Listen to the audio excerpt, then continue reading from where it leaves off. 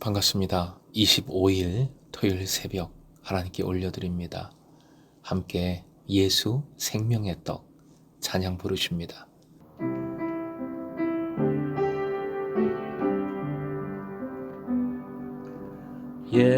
예수 생명의 떡 배고픔 전혀 없겠네. 예수 생명의 산 목마름 전혀 없네. 예수 생명의 떡 예수 생명의 떡 배고픔 전혀 없겠네.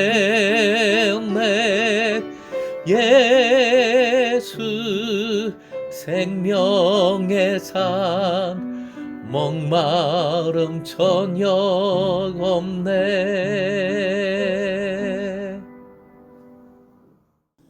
오늘 말씀은 마태복음 26장 26절에서 30절, 26절부터 30절까지의 말씀입니다.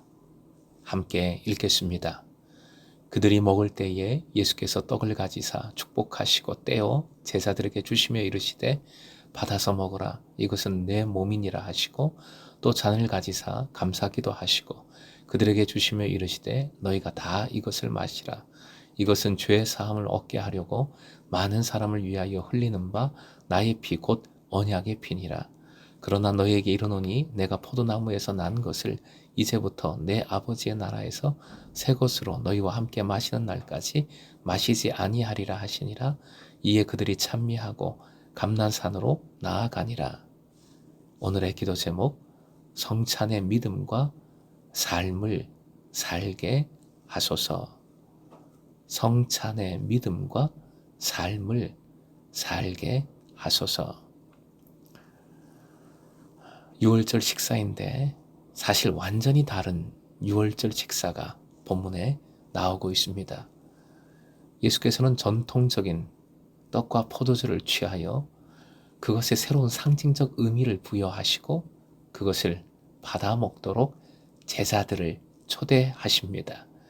예수께서 지금 제자들에게 말씀하고 있는 이 말들, 용어, 어휘들은 의미적으로 볼 때 대단히 놀랍습니다. 화면 보시고 함께 읽겠습니다. 받아서 먹으라, 이것은 내 몸이니라. 이것을 마시라, 이것은 나의 피 곧 언약의 피니라. 둘 다 너희를 위한 이라는 구절에 의해 수식을 받고 있습니다. 예수께서는 떡을 주님의 몸과 동일시하고 떡을 몸의 상징으로 여기십니다. 26절의 언급과 병행되는 27절, 28절의 표현에서 포도주는 예수님의 피를 상징합니다. 그리고 포도주를 마시는 것은 그 피를, 주님의 피를 마시는 것이요, 속죄하는 보상의 능력을 덧입는 것입니다. 이것은 다시 세 가지 의미로 정리를 해볼 수 있습니다.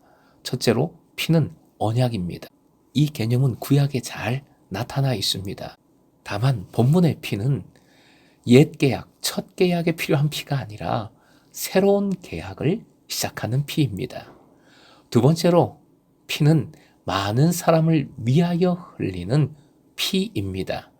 흘리는 이라는 어휘는 성전 제사 의식에서 속죄의 희생에 관한 암시입니다. 세 번째로 피는 죄 용서함을 위한 것입니다. 바로 이것이 예수께서 이 땅에 오신 참된 목적이지요. 29절은 예수님의 임박한 죽음을 의미합니다. 반면에 이것은 종말론적인 승리의 확실성을 가리킵니다. 예수께서는 경건하게 맹세를 하고 계십니다.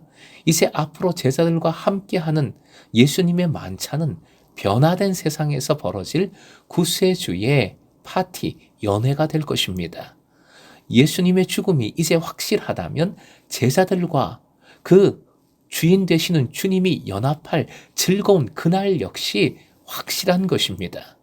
믿는 이의 주인 되시고 구원자 되시는 예수님은 온전히 구속받은 주님의 백성들과 함께 그 공동체와 함께 마실 것입니다. 그때 그리스도인들은 완성된 종말론적인 나라를 기쁨으로 경험하게 될 것이지요. 여기서 이 종말론적인 나라는 내 아버지의 나라로 표현이 됩니다. 예수님과 제자들은 감람산으로 돌아가기 위해 예루살렘을 떠났습니다. 아마도 곧장 겟세마네로 가시려고 그랬을 것입니다. 이러한 유월절을 새롭게 기념한 다음에는 기도가 필요합니다. 기도해야 합니다. 이 연결도 중요합니다. 예수께서 유월절 시기에 십자가에 못 박혀 별세하신 것은 우연한 역사적 사건이 아니라 하나님의 주권적인 역사입니다. 예수께서는 새로운 종말론적 유월절 양이십니다. 주님의 희생적인 죽음은 세상의 죄에 대한 보상이 됩니다. 떡과 잔, 즉 가장 흔했던 것들이 성찬의 제도에서 중요한 새로운 의미를 담게 되고 기독교 신앙의 참되고 핵심적인 표현이 되었습니다. 이것은 곧 하나님의 아들의 죽음의 신비를 일컫는 것입니다. 이 때문에 주님의 성찬을 기념하는 것은 그리스도인들의 예배에서 중심이 될 수밖에 없습니다. 성찬은 그리스도인의 유월절이라 할 수 있습니다. 예수님을 따르는 이들을 위한 미래의 유월절이지요. 성례전을 우리는 그래서 반복해서 행하고 참여해야 합니다. 이미 알고 있는 것이지만 성찬의 의미를 이렇게 되새겨 봅니다. 첫째, 교회가 함께 성례전을 행할 때 그리스도인들은 모두가 주님의 구속적인 죽음으로 돌아가 그것을 기념할 뿐 아니라 미래의 종말론적인 완성을 바라보게 되는 것입니다. 그래서 미래의 유월절이지요. 완성의 때의 그리스도인들은 하나님 나라의 순전한 즐거움 속에서 주님과 연합하게 될 것입니다. 둘째로 성례전을 기념할 때 그리스도인들은 죄의 용서함을 통한 하나님의 은혜를 새롭게 경험하며 이미 누리고 있는 구원을 또 갱신하게 되는 것입니다. 새롭게 경험하게 되는 것입니다. 셋째, 성례전을 통하여 그리스도와 한 몸 된 모든 구성원들이 하나 된 새로운 느낌을 얻게 됩니다. 하나됨을 경험하게 되는 것이죠. 사랑하는 금성의 제자 여러분, 본문의 제자들은 예수께서 지금 말씀하고 행하시는 성찬의 의미를 제대로 깨닫지 못했습니다. 제자들은 이 의미를 예수 그리스도의 부활 이후에야 깨닫게 되지요. 우리는 이미 성찬의 의미를 잘 알고 있습니다. 그런데 중요한 것은 머리로 아는 것이 아니지요. 성찬은 경험입니다. 눈으로 보고 맛보는 것이니까요. 하나님의 차원에서는 임재요 함께 하심이요 구원을 새롭게 하심이요 또 미래의 완성을 약속해 주심입니다. 우리의 차원에서는 주님을 새롭게 만나는 식탁이요 은혜를 새롭게 누리고 복을 덧입는 교제의 자리인 것입니다. 무엇보다 주님 안에서 하나 되는 놀라운 은혜의 자리인 것입니다.